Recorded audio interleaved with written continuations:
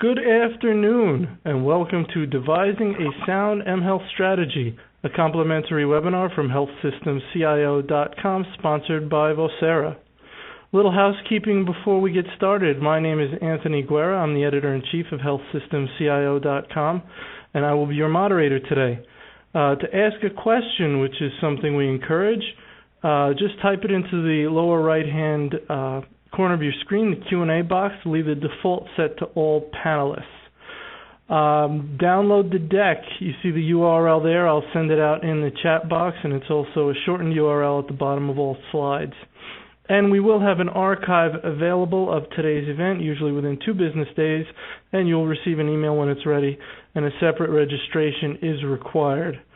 Just to give you some idea of how we are going to spend our time today, first we are going to hear from Chuck Podesta, SVP CIO at Fletcher Allen Healthcare.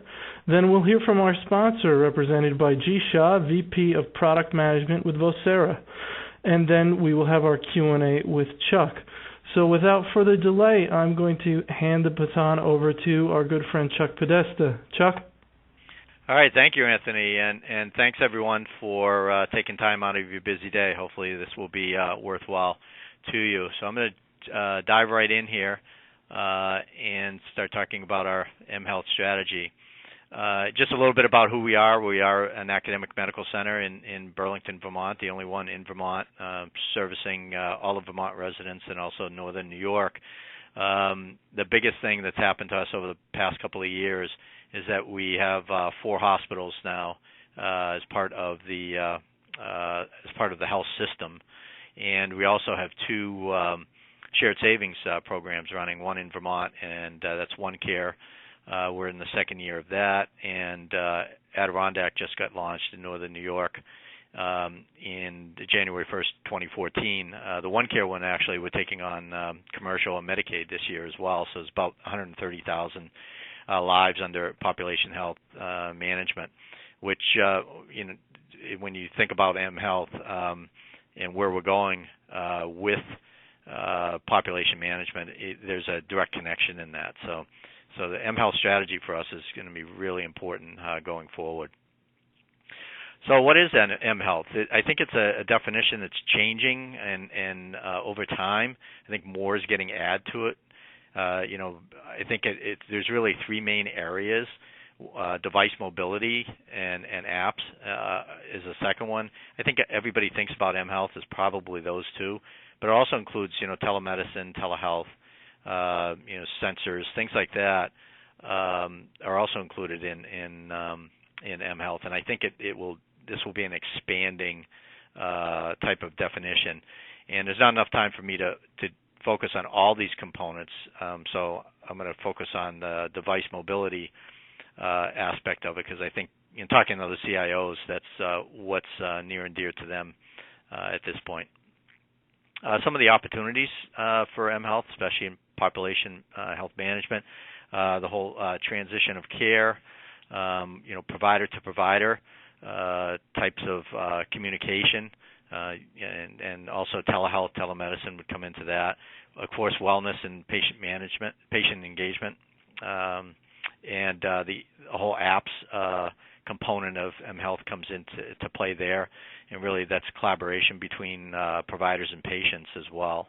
And a stat that I saw the other day was that the healthcare apps will increase tenfold by 2017. So that's a tremendous. There's already a tremendous number, and you can imagine what's going to happen in the future. Provider updates, really to the alerts and access to the device that's in their hand, basically, and that's a huge opportunity. Monitoring specifically in the home is going to be important, and of course it fits in with population health management and keeping that patient in the least costly setting with the highest quality. Some of the barriers that you run into with your mHealth strategy is infrastructure. Really the unified communications.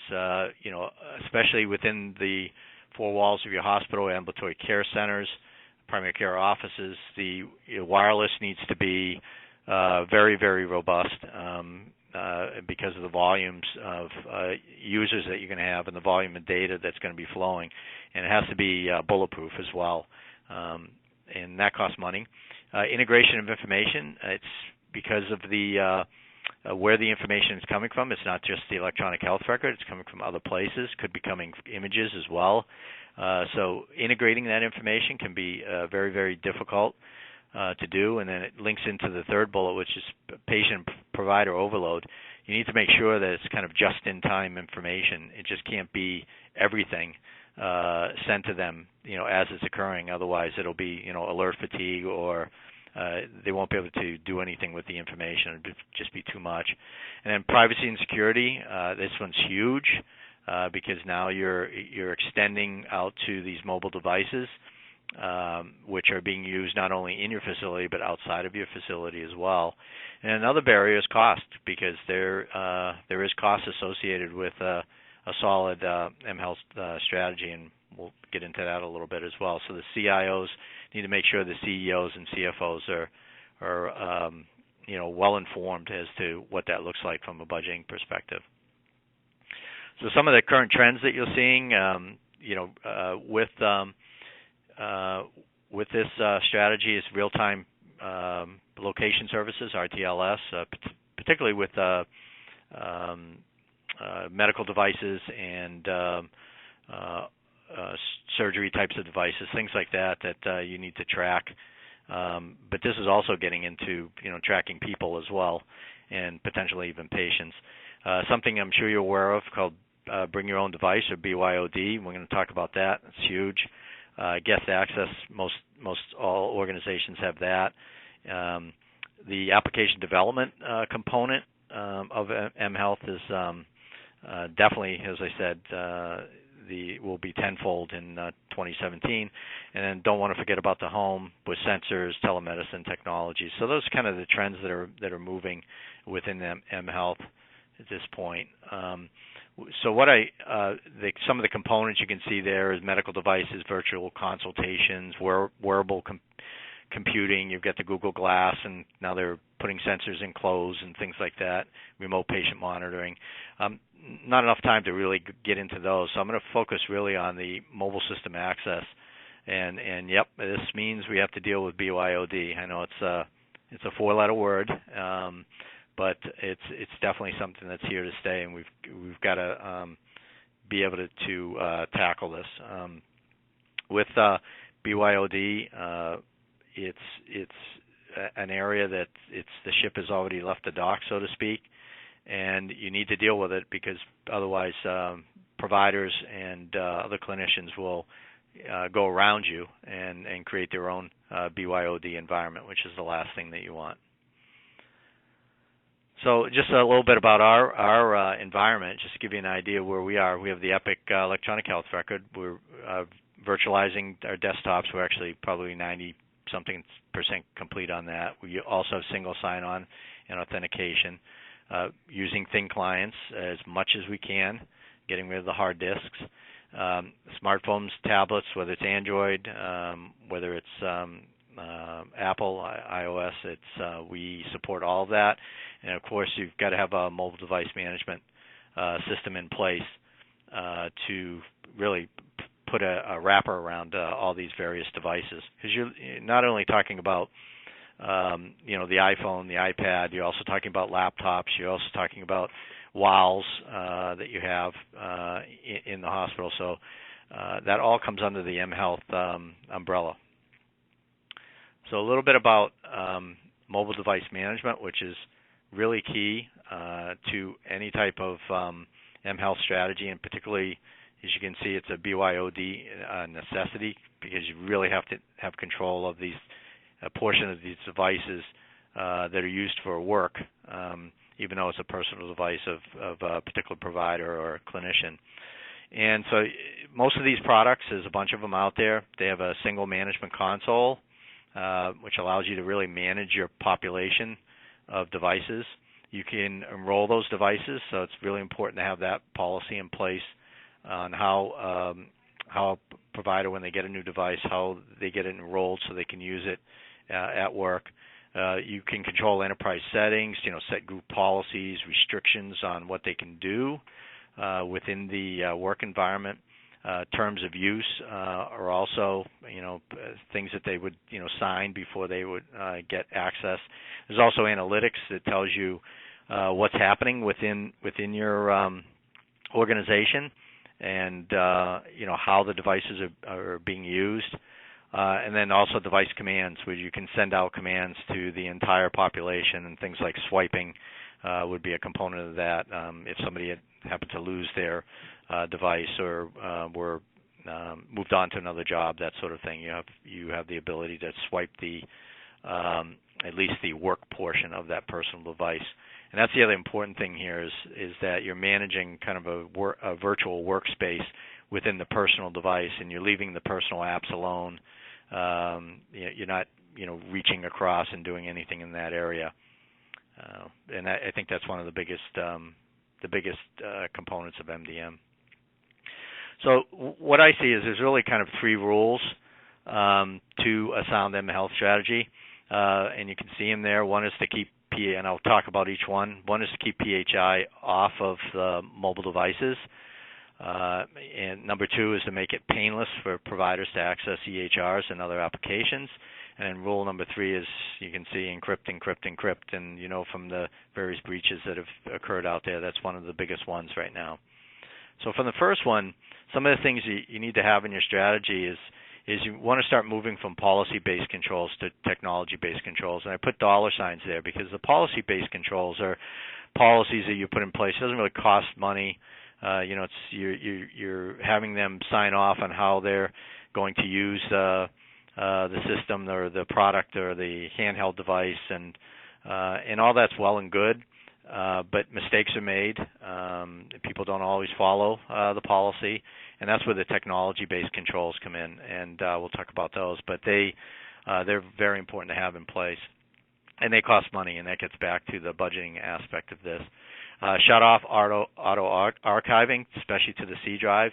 There was a breach that actually happened a couple of weeks ago based on a PC that they thought didn't have any PHI on it, but it did because auto archiving was on, which is, I believe, a default setting in most setups. Virtual desktop or VDI keeps PHI where it needs to be in the data center, so you don't have the C drive. That's very important and much more protected in that environment than it is on a C drive. Active Directory group policies redirects local folders to the network drives. That's very important. You want to make sure that you're using the network drives because, again, those are managed in the data center. You also need to implement a managed cloud-based file sharing solution, a tool as part of your BYOD strategy, because it's something like a Box Enterprise, OneDrive, Citrix Share File. There's more and more of those coming out.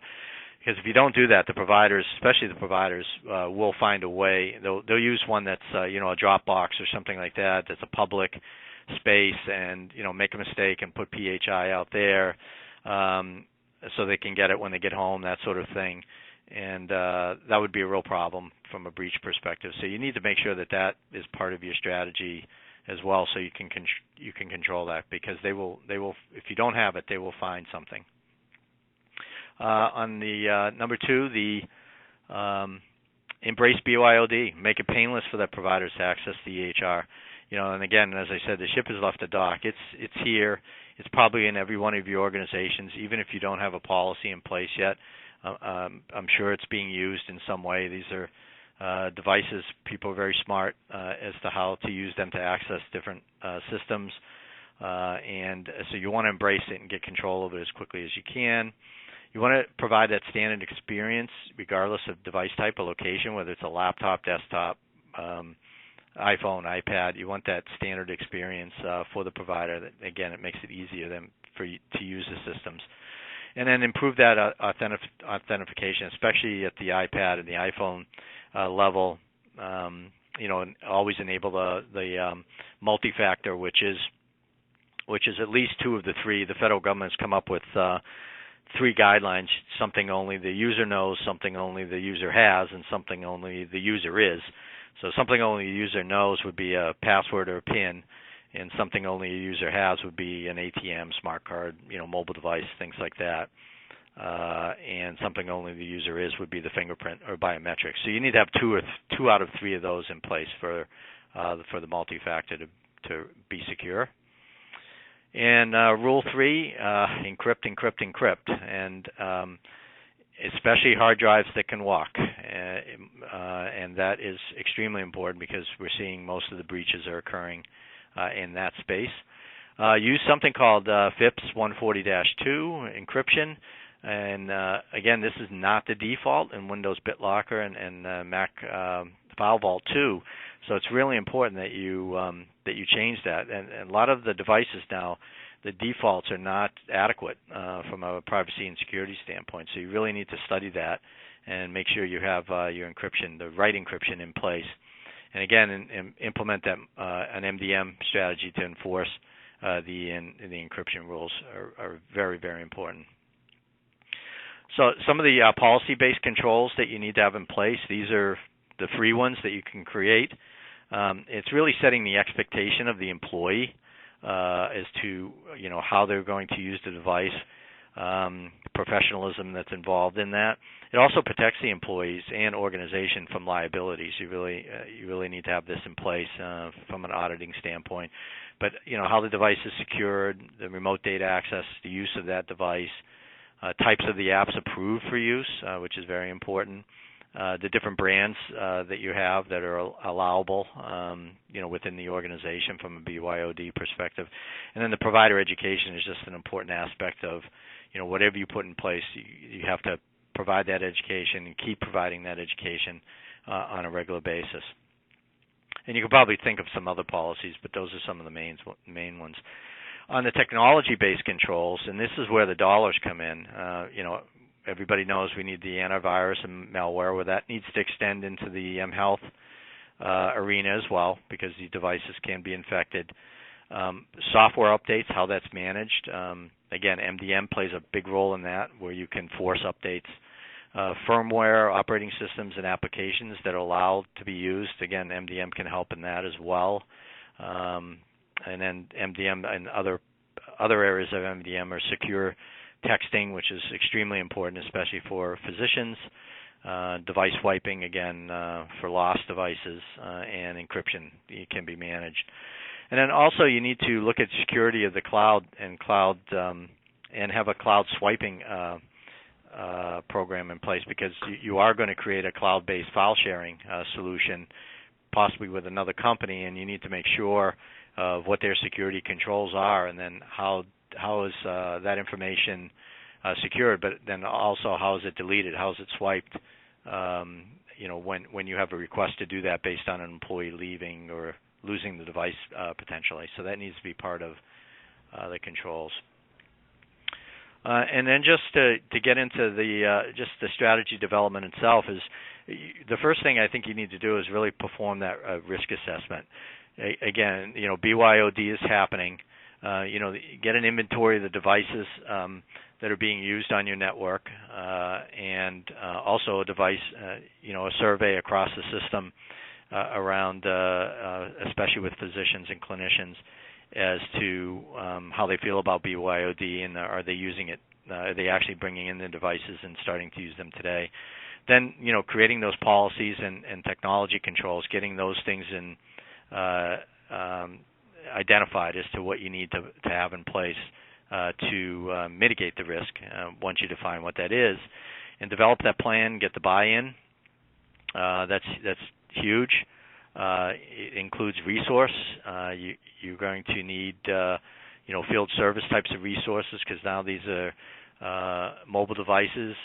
You also, from a help desk or service center, there's going to be more calls going into those organizations, so you need to be resourced, and then also the technology costs around the various, especially MDM and data loss prevention type tools and things like that you need to have in place.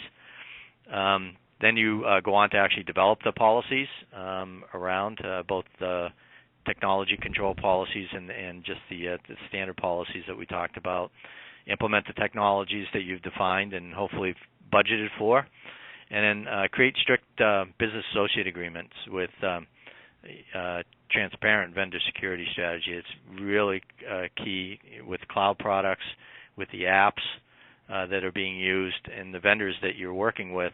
You want to make sure that their mHealth strategy is just as strict as yours, and they have the policies in place within their organization, because now the BAAs come under the breach of the High Tech Security Act.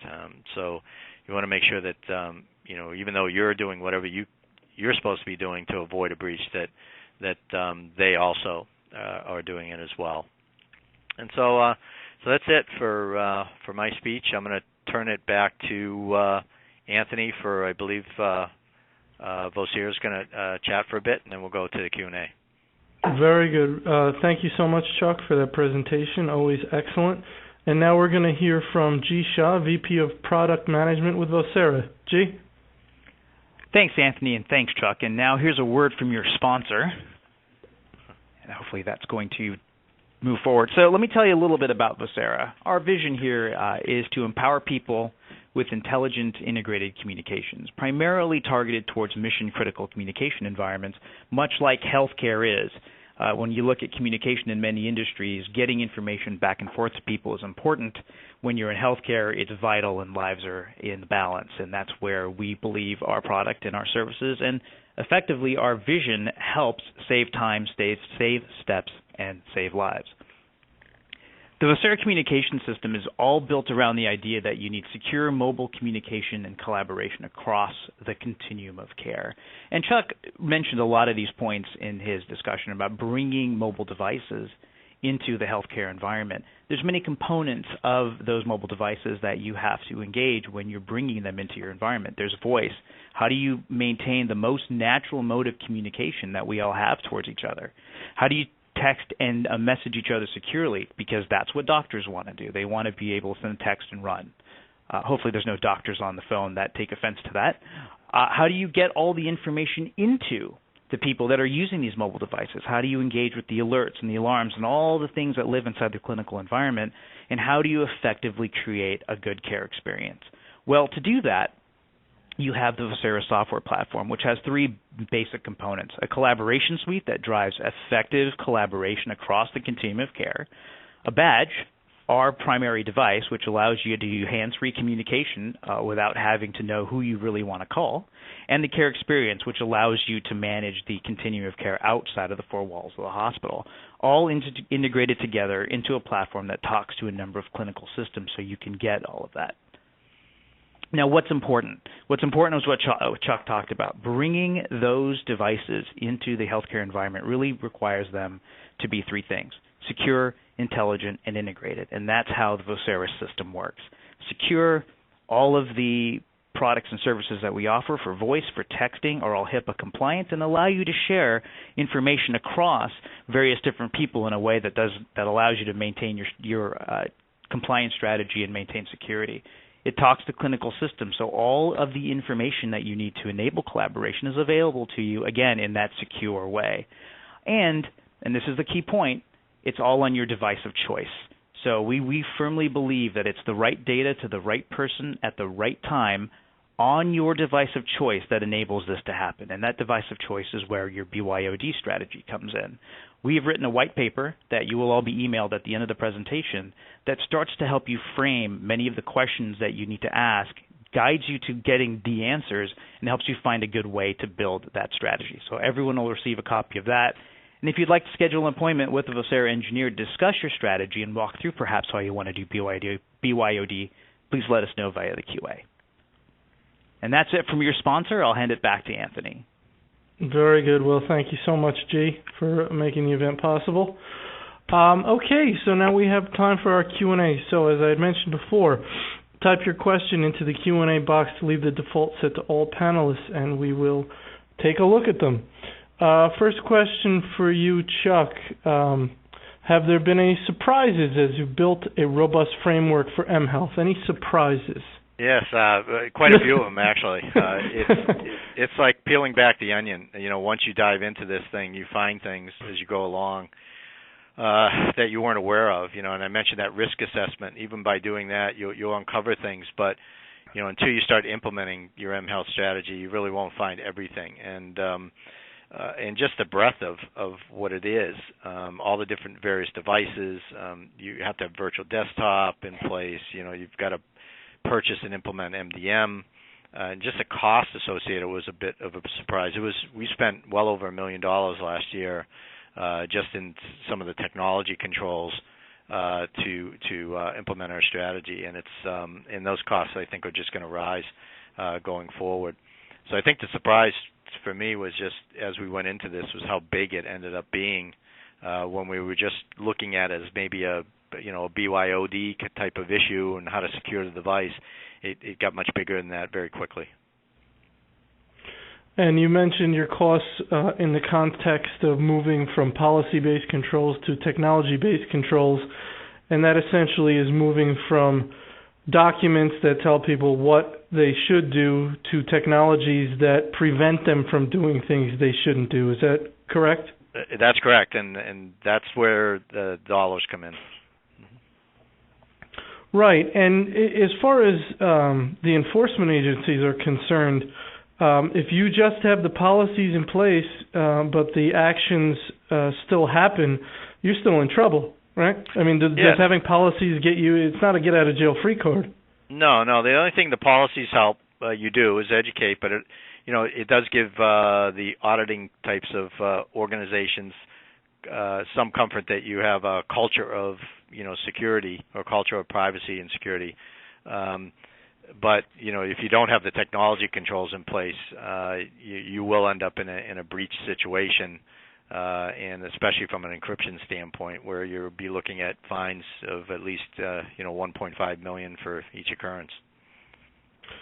So when you're doing your prioritization and your planning and your budgeting, you talked about $1 million last year. How do you look at this in the context of the other things you need to spend money on? I mean, I guess from what you're saying, this isn't a nice to have, it's a must have for a modern healthcare system. You talked about BYOD, the train, the boat has left the dock. But talk about in your budgeting process how you start thinking about what needs to be spent and prioritizing around mHealth. Well, the nice thing is about the mHealth strategy is that there's other types of technologies that you're implementing or you have already implemented that fit nicely into it. Most people are virtualizing, and virtualizing the desktop as well and eliminating the C drive. Well, that fits very nicely into an mHealth strategy. So if you're already doing that, that's kind of one piece that you've already taken care of. Along with if you're encrypting all your laptops and things like that, you're already implementing some things that are needed in a sound mHealth strategy. So from that standpoint, what I would try to do is pull all those pieces together into one particular initiative, called mHealth, and try to get the budget around all those components, whether they're 50% complete or you're just starting. Try to get all those components laid out with an estimated cost and really roll it up into one dollar figure. But the way I go through the justification of this is just walk the governance groups through a breach process, and a greater than 500 type of breach process, and it's easy to do, and it's very scary. And the average breach I think is up to $5 million. So this is insurance around that. It doesn't mean you're not going to have a breach, but if you do, you'll at least be able to show that you did everything possible to avoid that particular breach, and that's priceless. You talked about usability and maintaining a uniform experience. What are the main things that you need to do from a security standpoint around mHealth that inhibit usability, that make it more onerous for the users, but there are things that you have to do? Yeah, it's not so much from a security standpoint. I mean, you can, if you have an MDM solution, you can really manage that in a kind of a seamless way. So, for example, the physician, you've already educated them that they needed a, PIN number and on the device, and it's forced, and they understand that. But they can get into the applications, fairly quickly from that point on. The The bigger issue is because you'll have a single sign-on type of product as well. The bigger issue is the EHRs themselves. A lot of the vendors out there are not, from a mobility aspect, they haven't really organized the electronic health record to be mobile, both from a presentation standpoint and also, from a screen standpoint, but also from, what data is being presented. A lot of the EHR vendors out there are still, presenting their product as if everybody has a PC on their desktop. And so I see that as one of the biggest barriers right now. But they're moving quickly. I know our EHR vendors, one of the next couple of releases will be a completely mobile EHR product. And so I think once that occurs, then I think you'll have a better chance of making that seamless type of environment for your physicians and clinicians. Very good. Does your MDM strategy retain rights to completely wipe BYOD devices and any resistance from employees regarding corporate control over personal devices? Yeah. See, with MDM, without it, you run into that issue because you are swiping the entire device. That's your only option, and whether it's a personal device or a work device, it's being swiped. With MDM, that allows you to set up a kind of a virtual workspace within that device itself, within their personal device. So they can still be, texting their buddies and, firing up Yelp to look for a restaurant and all that kind of stuff on that device, and then doing their email and other types of work in that virtual workspace that you've set up on that device. So MDM allows you just to swipe that virtual workspace. So if somebody leaves the organization, you just swipe that. If they lose the device, you could swipe the whole thing for them if they wanted to, but you're definitely going to be swiping the work environment. And so that's one of the biggest things about MDM. It will get you past that issue around resistance, with swiping the entire device. Right. You didn't mention Dropbox. You talked about a few different file sharing tools. Is Dropbox problematic from a security point of view? Well, I think it does. It does have that public space, and that's the issue. You can make a mistake, even though it does have the private piece as well. Anybody can make a mistake and put something out there in the public view, as opposed to some of the ones I mentioned where they're really locked down.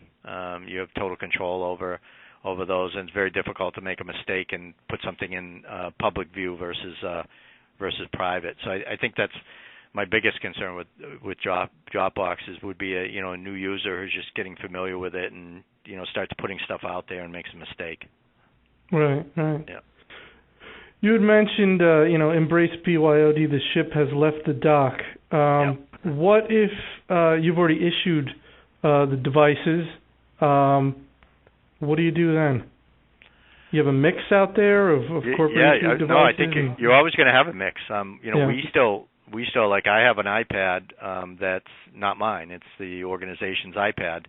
I also have an iPhone that's not mine. It's the organization's. But I have another Android device that is mine, and I can use all three on the system. They're set up, in a similar fashion. So it is a mixed environment. What I'm hoping to see is you're actually going to move to more of that BYOD because everybody is buying their own devices for their personal use. So why not take advantage of that instead of buying it through the organization? Have them just bring in their personal device. As long as you have the controls that you need in place, the savings can be significant over time. Question: the issue raised about the C drive as a potential for security breach, how far back should healthcare practices and organizations look to avoid failing an audit? How far back? All your C drive, you need to have something called data loss prevention, which will go out and it will map your entire network, servers and PCs, and it'll tell you where your PHI resides.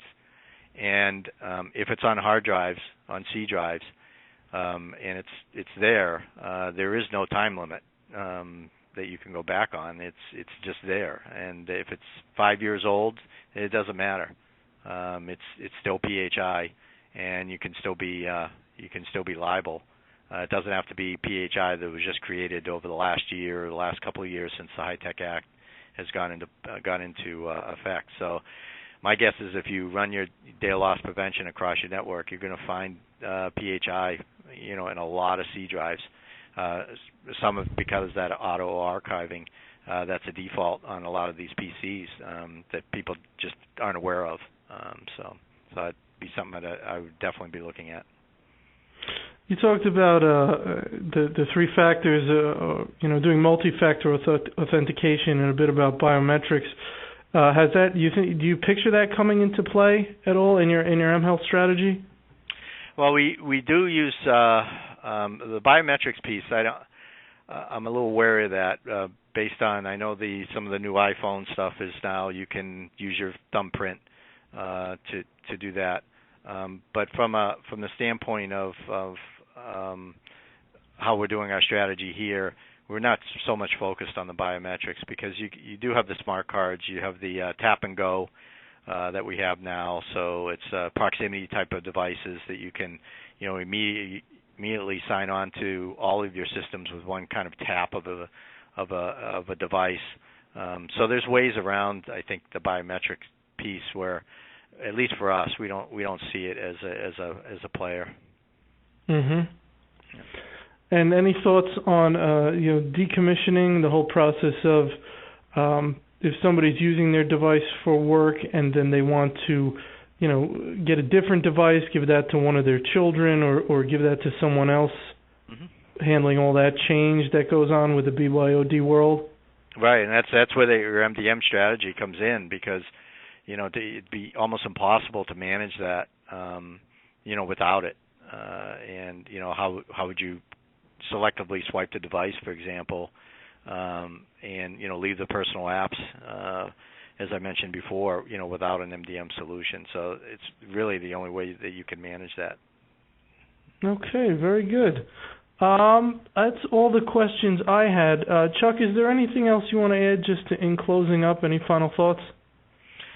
Nothing I can think of at this point. I did see one question up there about biometrics. Just came in. Yeah, go ahead. Go ahead. Yeah, no, it's just what I'm seeing is it's just not fun. Yeah, go ahead. Why do you see biometrics as not a major player? Go ahead. Yeah, I just see it as not far enough along. We've tested some of the fingerprint stuff, and it's not 100% accurate. It's like 85, 90%. You've got to tap it more than once. You can get the device that you're tapping can get film on it. So I think as other biometric types of things happen, that beyond the fingerprint, that might be better. But I just don't think the fingerprint's going to do it going forward. And Chuck, we can imagine you're picturing angry physicians calling you if something like that doesn't work, right? Imagine that, getting a call at help desk at 2 o'clock in the morning that my fingerprint scan doesn't work. What do you do then? I mean, yeah. How do you fix that? So So you just I mean that's someone who's in a position of having to deal with the effect of a problematic rollout that says not yet, right? We're not ready yet. Right, at least with a PIN number, if they forgot it or they got locked out in some way, we can handle that remotely. Right. Yep. Right. Excellent. Yep. All right, that's about all for today. I want to thank Chuck Podesta for another excellent presentation. I want to thank G from Vocera for his presentation and Vocera for sponsoring. We really appreciate that. If you have the Chime CHCIO certification, attending our webinars gets you one CEU. So if you've checked it off in your registration, we'll communicate that to Chime, and if not, go ahead and communicate that to Chime yourself. Questions, comments, always email me suggestions for improvements and go to our site to view our upcoming schedule and the last 12 months of archived events. So once again, I want to thank everyone for attending and participating, and everybody have a wonderful day. Thank you.